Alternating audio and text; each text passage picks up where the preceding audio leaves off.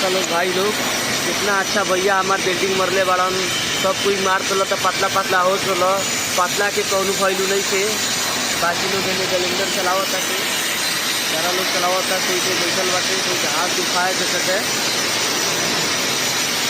इतना अच्छा भैया हमारे बहुत अच्छा बिल्डिंग मारल अंबिका वाले मंकी अटे मंकी लेयर मरले बड़न, बहुत अच्छा मरले बड़न।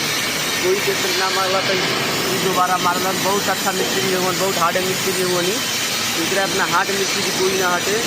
देखल काम सीखे कोई के सीख लीजिए। कमेंट में सुना कि उनका नंबर ले लिया जान कमेंट करके। बहुत अच्छा मारलन दिखाओ तो मुझे इतना अच्छा कोई ना मारेगा। सीखा सीखे के बाद हमारे भैया से आके सीखा जान सारा कोई घुमा दे भैया हमारे काम ये काम अच्छा